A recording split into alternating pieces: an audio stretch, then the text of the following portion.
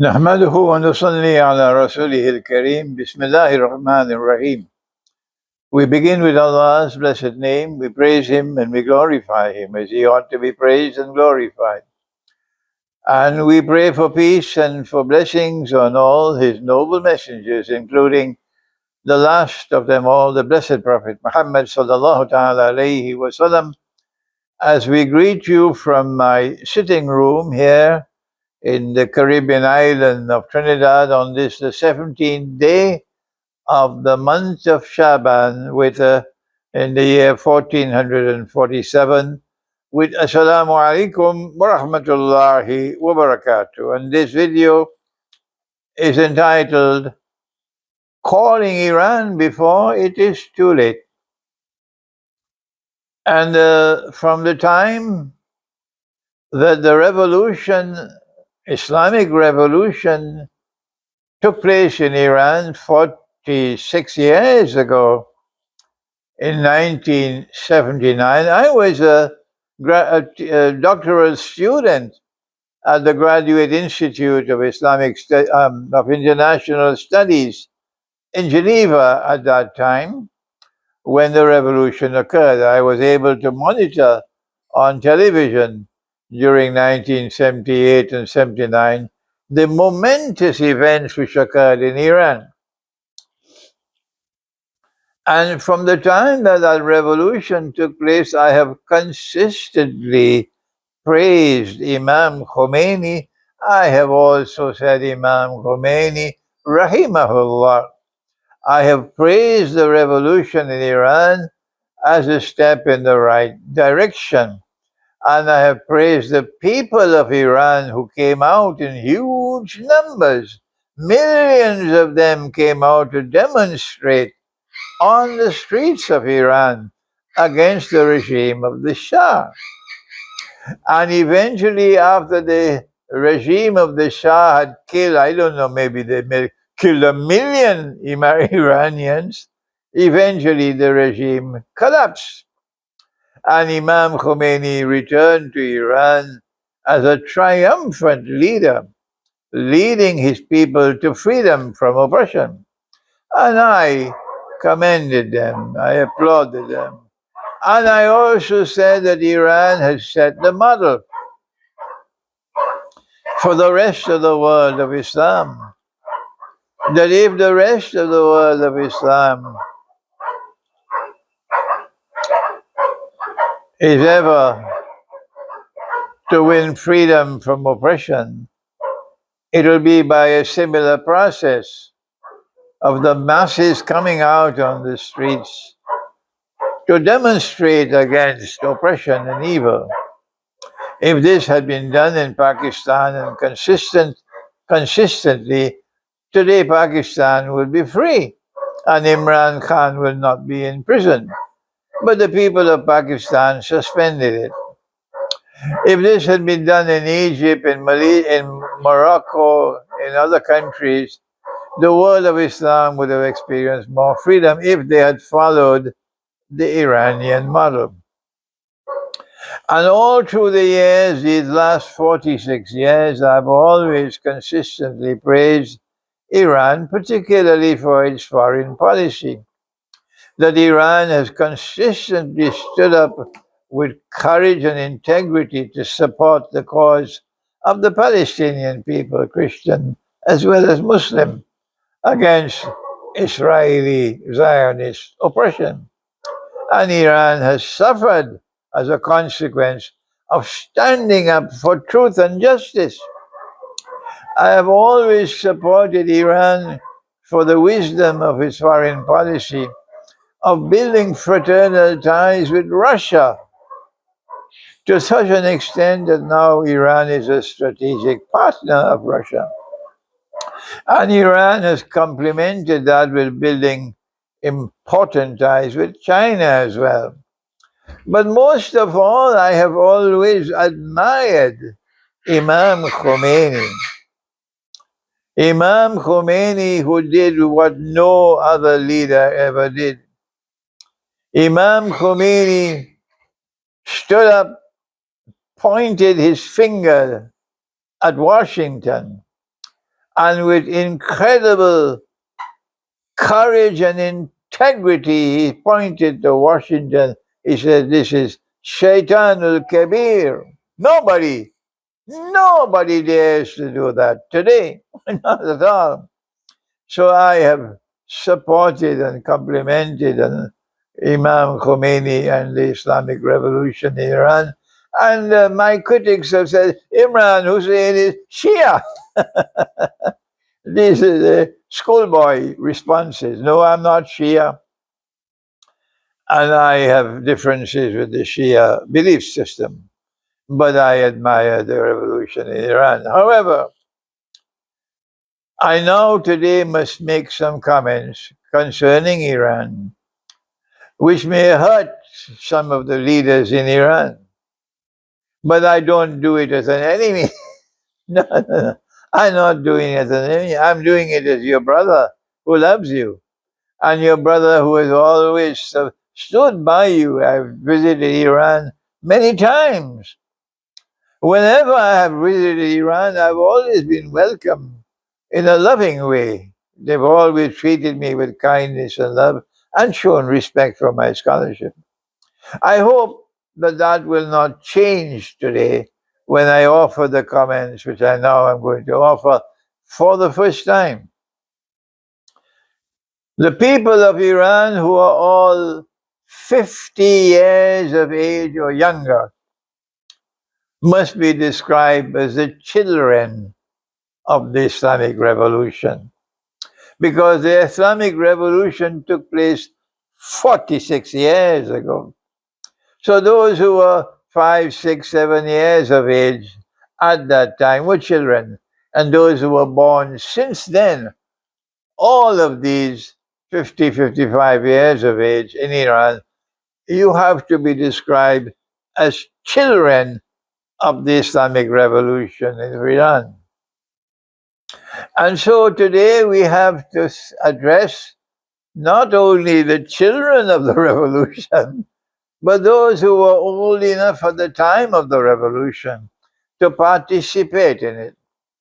The world of Shia Islam responded in 1979 by recognizing the Islamic Revolution in Iran for them to be a validation of the Shia belief system.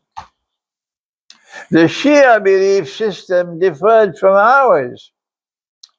Our belief system is that the Khilafah state was established by Nabi Muhammad والسلام, after it was established by Nabi Dawood السلام, and Nabi Sulaiman السلام, the prophets David and Solomon. The second Khilafah state was established by Nabi Muhammad والسلام, in Medina in his lifetime. And he lived for 10 years and then he died. But the Khilafah state did not collapse when he died. The first Khilafah state collapsed when Nabi Solomon alayhi salam, when he died, it collapsed. And the Israelite people were weeping after the Babylonian army came and destroyed the state of Israel and took them in bondage or slavery to Babylon. And they were weeping by the waters of Babylon because they had lost the Khilafah state. But our Khilafah state, which was established in Medina by Nabi Muhammad, survived when he died. And we recognize that it survived with integrity. When Abu Bakr Siddiq, radiallahu ta'ala anhu, became the successor of the Prophet to lead the state. And after him, Umar radiallahu ta'ala, Umar ibn al-Khattab, became a successor to Abu Bakr Siddiq and became the ruler of the Khilafah state, and so to Usman ibn Affan, three of them, and then Ali radiallahu ta'ala anhu, So our view is that the Khilafah state survived with integrity. while these four khulafa ruled over the Islamic State. And the world of Islamic scholarship have honored them by referring to them as al-Khulafa Rashidun, the rightly guided leaders. And then we found the forces of counter-revolution emerging in the body of in Islam, with the monarchy emerging, family rule emerging, with Muawiyah and with his son Yazid. And then came that epochal moment in our history when the grandson of the Prophet, Allah's blessings be upon him, was martyred in an event that is unforgettable. And what they did to him and to his head after he died, in the same way that the kidnapping of Nicolas Maduro took place, because it was ordered by Trump.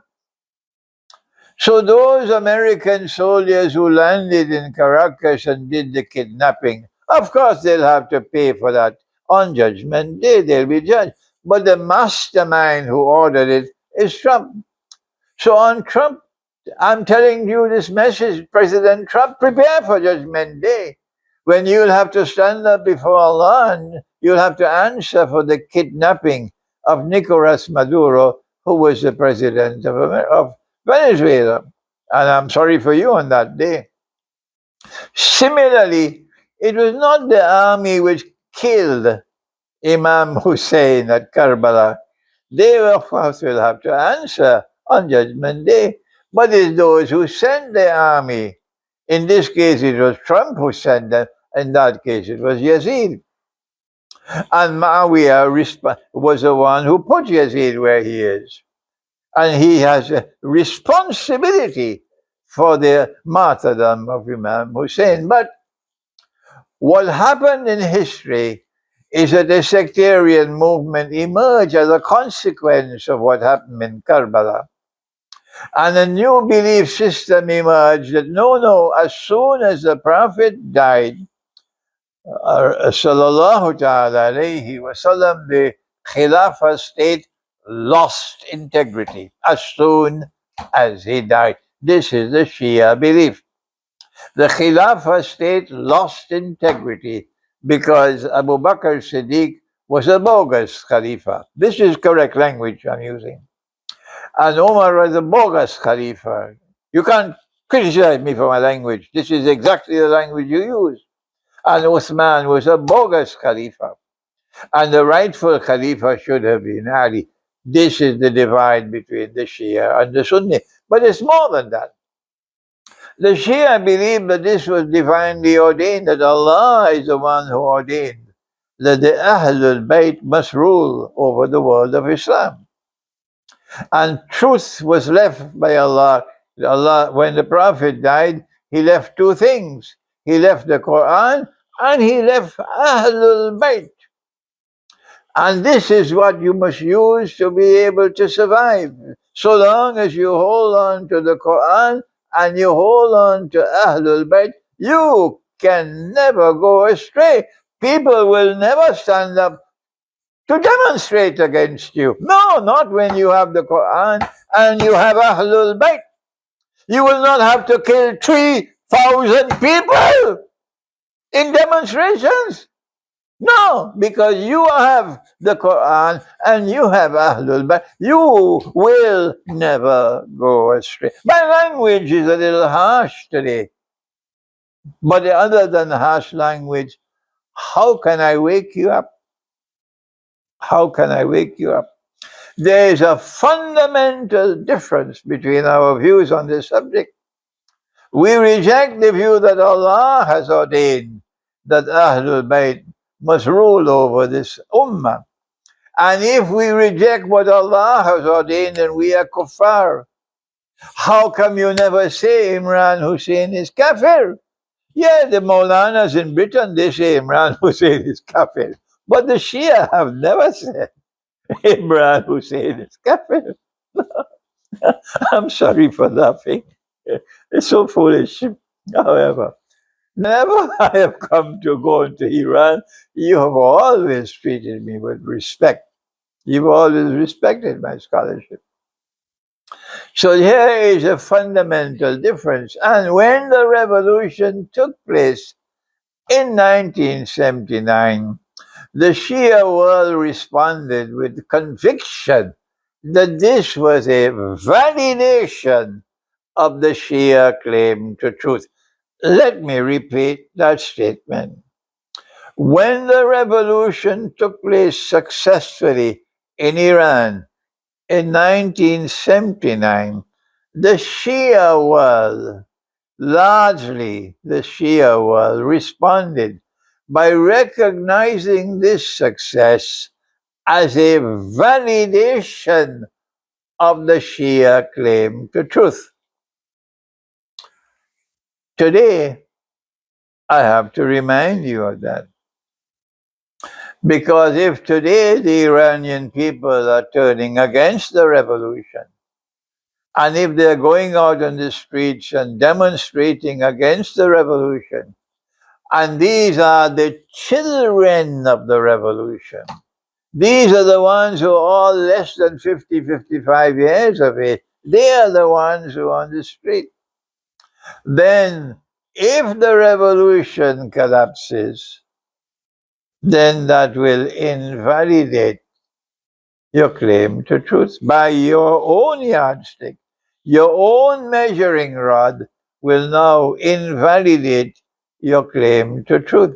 So now then, when Islam came to Medina, it lit a fire in the hearts of all those who became Muslims. They would die for Islam. Every single one of them would die for Islam. Every single one of them will die for the Khilafah state. That was the community we had. And the longer the Islamic State in Medina lived during the lifetime of the Prophet, the stronger and stronger it became. Until by the time of Hudaybiyah and then Fateh Makkah, we became strongest of all. So by the time the Prophet ﷺ performed the farewell Hajj, the Islamic State was at its zenith. So we are accustomed to moving uphill with the Khilafah state, not downhill. He had only 10 years. You have had 46 years. You have to explain to the world, how is it after 46 years, all of these who've been born after the revolution, or who were children when the revolution took place, so many of them are now not happy with the revolution. And the enemy is able to exploit the situation. It is not that the Muslims, the Shia Muslims of Iran are betraying Islam, that they want to leave Islam. That is not the case. It is not that they are siding with the enemies of Islam, joining hands with Israel, joining hands with the United States to cut the throat of the revolution. That is false. That is nonsense. It is that Israel is exploiting an opportunity, and the United States is exploiting an opportunity because they are protesting in Iran. And the question we have to ask is, why is this happening? And we need honest answers. We don't need propaganda. We need honest answers. One of the very first reasons why there are all these protests in Iran is a subject I've been teaching you in Iran for 25 years or more. That's a long time. I went to Iran myself and I lectured on the subject. I met with so many ayatollahs in Iran to discuss the subject with them about money. about the Iranian rial, about the Iranian toman. And I explained to them that this money was bogus, this money was fraudulent, this money was haram. I did this to Afghanistan as well. When there was an Islamic government in Afghanistan 25, 30 years ago, and Afghanistan said, no, Imran, you're wrong, we don't agree with you. Yes, they accepted the bogus money as halal. I tried to teach this subject to Pakistan, but nobody can teach Pakistan anything. No. The brainwashing in Pakistan is even more than in Afghanistan. So I failed with Afghanistan. I failed with Pakistan, and I was teaching it to Iran. Some of the ayatollahs I met in Iran accepted that the monetary system was bogus and fraudulent and haram. I have to pray for Allah's mercy on the soul of that great man, Ayatollah Shirazi. And this was an elderly man in Qom. And I went to his home, and he had so many of his students sitting on the floor, on the carpet. And I sat with them until the old man came and sat next to me. And this old man held my hands while talking to me. He held my hands. Unforgettable.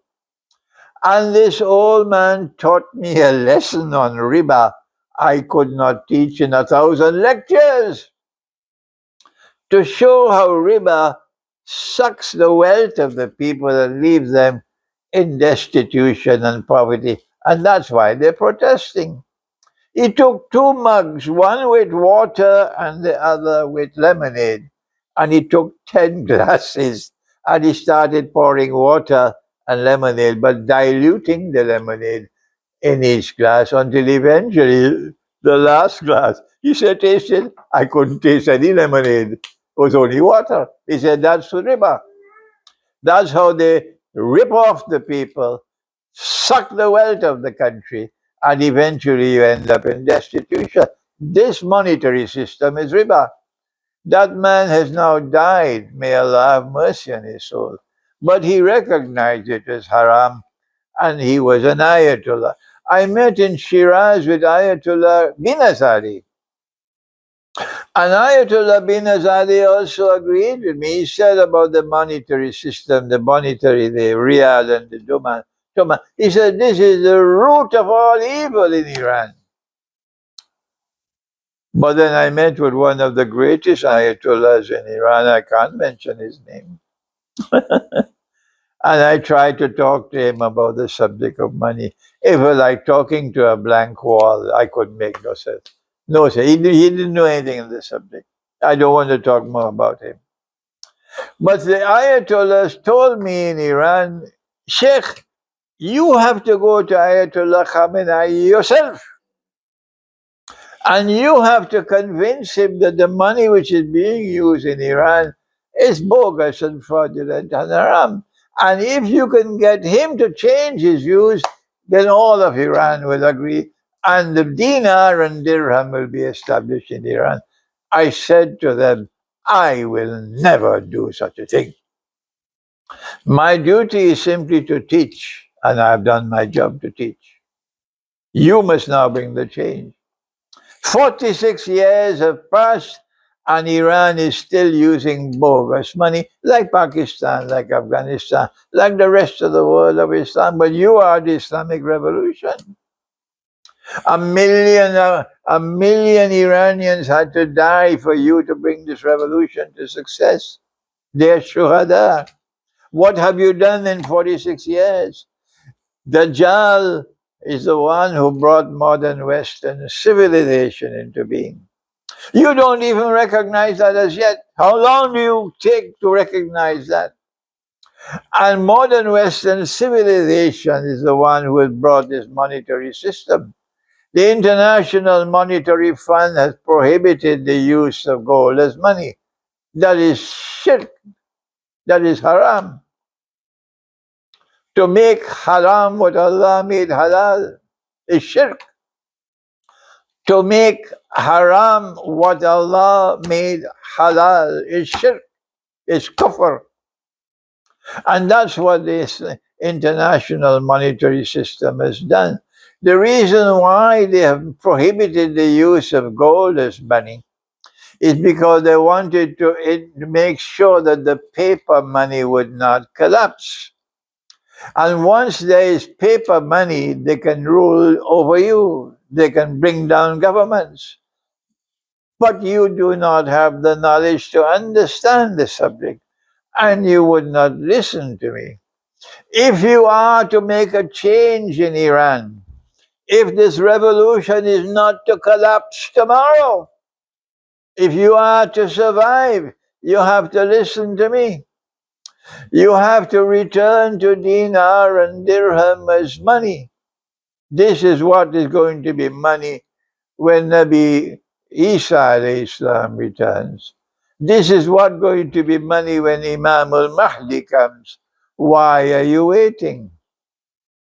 If you use Dinar and Dirham as money, then you create a threat to the Western world and to the Judeo-Christian Zionist alliance, more powerful than any nuclear weapon. Muammar Gaddafi was attempting to do it in Libya. Look what they did to him. But you are stronger than he is. You are more powerful than he is. And if you were to bring Dinar and Dirham into your economy, then you will not suffer from inflation. Not at all. Inflation will vanish. Allah prohibits inflation in the Quran twice or three times. He says, وَلَا تَبْخَسُوا النَّاسَ أَشْيَاءَهُمْ. That is a prohibition of inflation. So if you are to fix Iran, if you are to solve the problem of all these young people demonstrating against the Islamic revolution and the government, you have to make a change with the economy. I have been saying this to you for 25 years. You've never listened to me. And if you don't listen to me, tomorrow you'll collapse. They're not only protesting because of rising prices.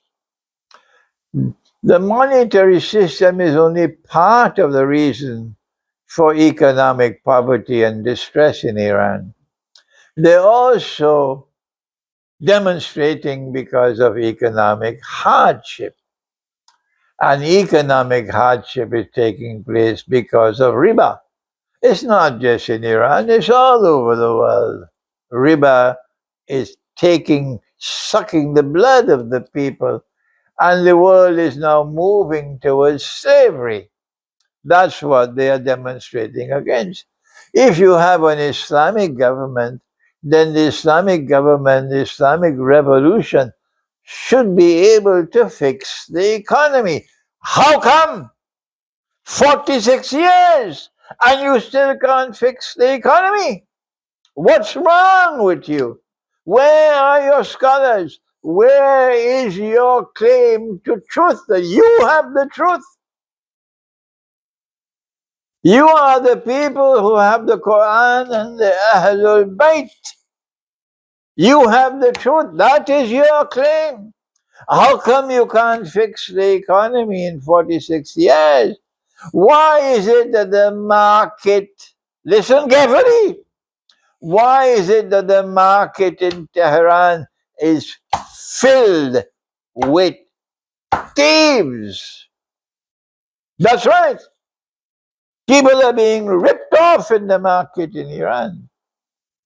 And Allah has sent a means by which you can restore a free and a fair market and preserve a free and a fair market.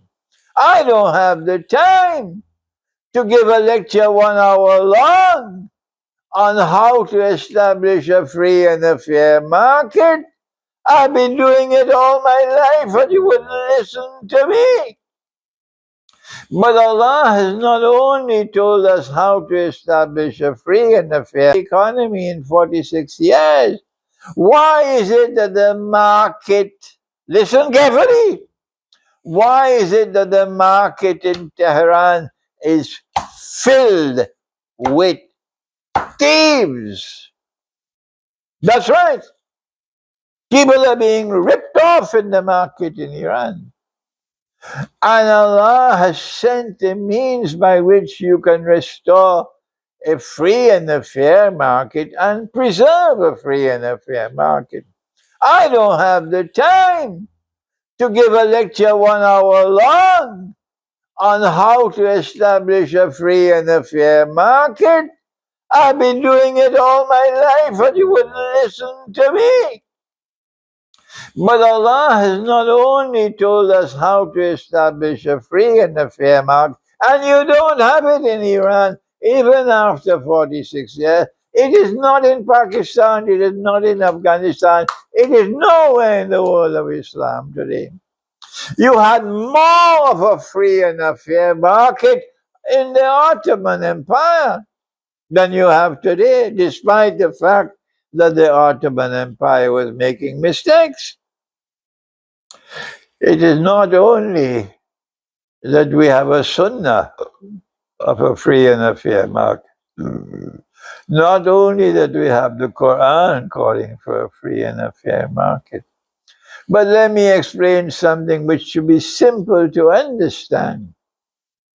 That Allah has given us a philosophy of punishment which guarantees the protection of a free and a fair market. Allah has given us punishment which has the philosophy of reformation, to reform people. The people who make mistakes can correct themselves when punished. Reformatory punishment. And then Allah has given punishment which is retributive, an eye for an eye, a nose for a nose. Retributive punishment. If you hit me, I have the right to hit you. But Allah has given us something more as punishment. How come you don't know about it? How come you're not implementing it? It's called deterrent punishment. That I am punishing you so that no one else will do what you did. That is deterrent punishment. And insofar as the free and the fair market is concerned, Allah says, cut off the hand of the thief. Not if he stole a mango. No, you wouldn't steal a mango and lose your hand, but something of some value.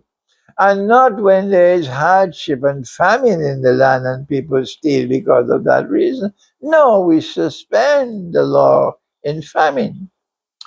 But when you are in a normal market, as you have had in Iran for 46 years, then if someone steals in the market, you cut off his hand. And from the time you cut off the first hand, nobody's going to steal after that. You won't have thieves in the market anymore.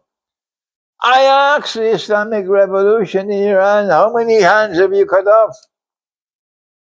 How come deterrent punishment is not working in Iran? How come the market is full of thieves? Don't tell me I'm false, I'm wrong in my information. I have my students who left Europe because of me and went back to Iran. They're Shia and they're my students. And when they went back to Iran to try to do business, they said to us, Sheikh, the market is filled with thieves. We've got to go back to Europe. And they went back to Europe. This is my students. And so if you want to stop the people from demonstrating on the streets, fix the monetary system, restore a free and a fair market, implement it. In Arabic is called the hudud. I call it the philosophy of punishment. Punishment which is reformatory, punishment which is retributive, and punishment which is deterrent punishment. But there is more. more to explain what is happening in Iran. And the enemies of Iran are simply exploiting a door which you have opened for them. That's right. And now you have to ask the question, why is it that so many young people in Iran want freedom to live a way of life that is incompatible with the Islamic revolution? That is my question. How do you explain that so many young people in Iran who are children of the revolution, so many of them are now demonstrating they want freedom? Freedom for what? Answer: freedom to live a way of life which is incompatible with the Islamic revolution. How do you explain that? If you had Islam, if you had the Islam which came from the Quran and from the Sunnah of the Prophet ﷺ, then the children of the revolution will give their lives to protect Iran and will demonstrate against Israel and the United States. Stay away! We don't need your help. Stay away! You are our enemies. But no, Israel is exploiting the situation. The Mujahideen Khalq are exploiting this. That's the name they give for themselves. I didn't give them that name. And the United States and Europe is exploiting the situation. So how do you explain? They don't want to live the way of life of hijab. They want to take off the hijab. They want to be free. They don't want to cover themselves with what you call the chadar. They want to wear clothing which is tight-fitting, which is erotic and sexy clothing. They want to mingle. Boys and girls want to mingle, and they want to enjoy themselves in intimate, intimate encounters. When this is what they see from the Western world, and they want to live that way of life, which is incompatible with the revolution. In Pakistan, they've given up. They've resigned. We can't stop them. So in Pakistan, the young people are free to dance all through the night. In Iran, they're struggling the same way as in Afghanistan. They're struggling as they're in Iran. But they're losing the struggle in Afghanistan. And you are losing the struggle in Iran. And so my question is, how do you explain? If you have the true Islam, then this should not be happening. If you had the true Islam, then the children of the revolution would be in love with the Quran. The children of the revolution will be in love with Islam. The children of the revolution will give their lives for Islam. The children of the revolution will not be demonstrating the way they're demonstrating. And so it's time for you to wake up. Your scholars have to wake up. It's time for you to listen. And I am saying to you that the Islam that you are presenting to them in Iran is not attractive to them. It's not attractive to them. The Islam that we had in Medina was so attractive that all the slaves wanted to become Muslim. The Islam was such that all the oppressed became Muslim. The Islam was such that the young people were foremost, up front, in defending the revolution waged by Nabi Muhammad alayhi salatu wasalam. Before I end this appeal to Iran, before you collapse, because collapse is facing you in your face, you can't hide it. Collapse is facing you in your face. If this is what you're facing today, wait and see what tomorrow comes in store. because the cell phone and the smartphone and the internet has come to stay. And they're spreading the Western propaganda all the time.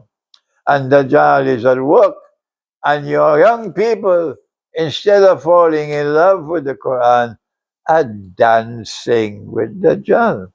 That's why you have the demonstrations on the street. How do you do it? How do you respond to it? How do you solve the problem? You don't solve the problem with the police. You cannot solve the problem with the Revolutionary Guards. You cannot solve the problem with tear gas. You cannot solve the problem by killing another 3,000 that you've already killed. The way to solve the problem is to give them a version of Islam that these young people will fall in love with it. They will fall in love with the Quran. How many times do I have to say this to you? You will not listen to me. Before I end, one more thing. It's not just deterrent punishment in the Quran, but Allah asks you to establish deterrent power. Allah speaks in Surah Al-Anfal, and He says it's a command, وَعِدُّ لَهُمْ مَا اسْتَطَعْتُم مِّن قُوَّةٍ وَمِن رِبَاطِ الْخَيْلِ. Why does Allah want you to build power? Answer, تُرْهِبُونَ بِهِ عَدُوَّ اللَّهِ وَعَدُوَّكُمْ. I want you to build power so that you can use power as a deterrent. Korea has nuclear power, and Korea has demonstrated effectively that it is using that nuclear power as a deterrent. They cannot attack Korea. No. They could attack Iran. They could kill the head of the Iranian armed forces. They could kill and assassinate the head of the Revolutionary Guards. They could kill 6 nuclear scientists. I don't know what Mohammed they killed. They could bomb Iranian nuclear sites. And what can you do except to shoot off some missiles? And they will come again and again and again. When will you wake up Iran to understand? You have to do what Korea did. You have to do what Pakistan did. You have to do what China did. You have to do what Russia did. When you build nuclear power, that nuclear power functions as a deterrent. And that is Allah's command in the Quran. Why is Iran a member of the Nuclear Non-Proliferation Treaty? Pakistan is not a member. Why? Answer, if you remain in the Nuclear Non-Proliferation Treaty, then you will be committing a sin for which you will have to answer on Judgment Day, for if you develop nuclear weapons. The only way you can become a nuclear power is the honest way and the upright way. And that is, you must exit the Nuclear Non-Proliferation Treaty. We are no longer bound by the Nuclear Non-Proliferation Treaty. And then Iran must develop nuclear power, and Iran has enough friends to help them. And when you explode your first nuclear device, Israel will respect you on that day. When you you explode your first nuclear device, like Indira Gandhi did in India, after the Lahore Summit Conference frightened her, then India joined the nuclear club. And then Zulfikar Ali Bhutto declared, even if we have to eat grass, that's what he said, even if we have to eat grass, we have to develop a nuclear deterrence. That's the way for you forward in Iran. If you don't listen to me today, tomorrow you'll collapse. I will weep when you collapse because you are my brothers and I love you. Thank you. Wassalamu alaikum wa rahmatullahi wa barakatuh.